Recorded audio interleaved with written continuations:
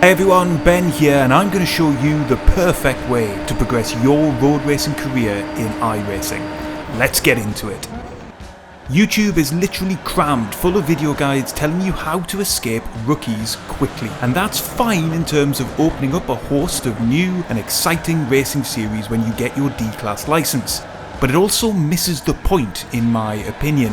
My first big bit of advice here is don't rush. The time you spend in rookies is pivotal for getting an understanding of what kinds of racing you really enjoy and where your strengths and weaknesses lie. In particular, the rookie series give you an opportunity to sample lower powered tin top cars and open wheelers, as well as getting used to the physics and handling model of iRacing, and an opportunity to hone your racecraft for the often chaotic world of online racing.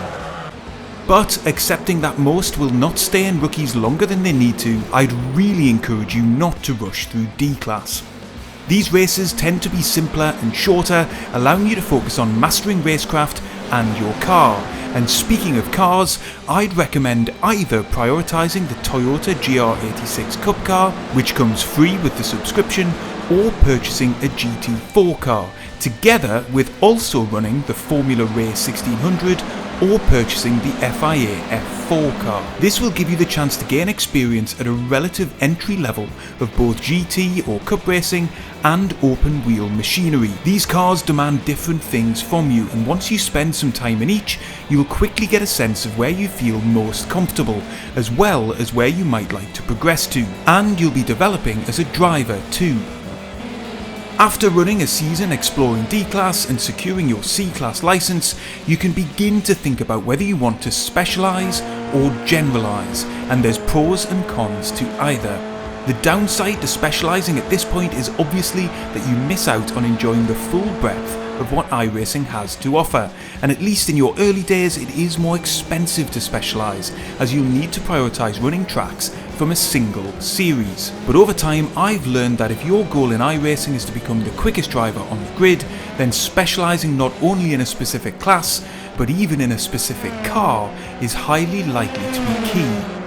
To extract the maximum amount of speed out of the car, set the quickest laps, and learn how your car behaves when pushing for an overtake or braking late in defence requires a lot of practice, and inevitably it means running weekly race combinations over and over again. If that sounds like you and you want to pursue open wheel driving, now's the time to hop into the Formula C F3 car. It's a medium-speed, open-wheel car that's quicker and more planted than the Formula 4, and as one of the most popular series on all of iRacing, you will almost always be able to find a stacked grid. The races are around 25 to 30 minutes in length, and it runs in a fixed and open setup variant, all of which present new challenges to push you on as a driver. Or if you've taken a bigger liking to tin top racing, you can either progress to the IMSA Sports Car Championship in your GT4 car, where you'll again be dealing with longer races and the stresses of multi-class racing in massive grids, or jump across to the iRacing Porsche Cup.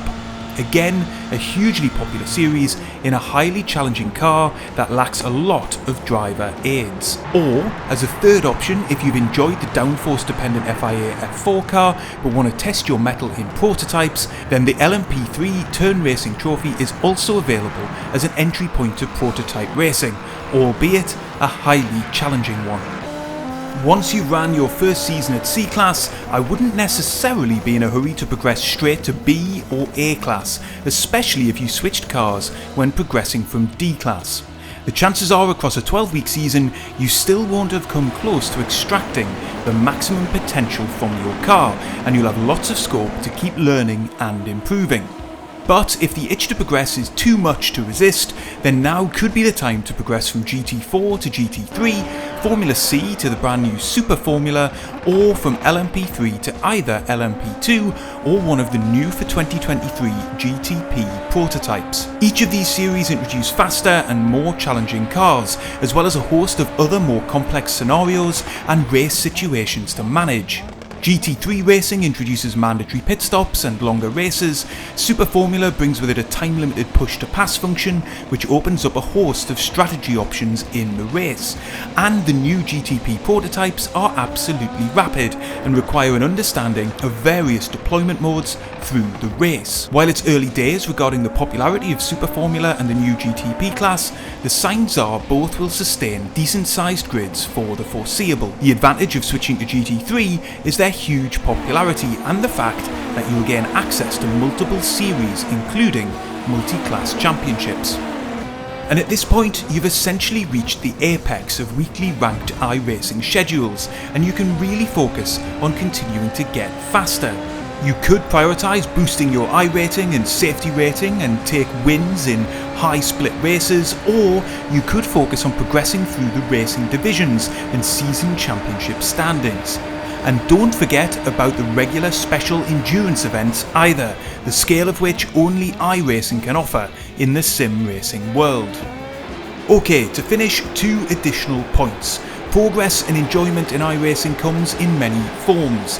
This is a guide for career progression through the iRacing class structure, but if you're happy mixing and matching different content and race series and enjoying the breadth of what iRacing has to offer, that's fantastic. There's no right or wrong way to go about having fun on iRacing.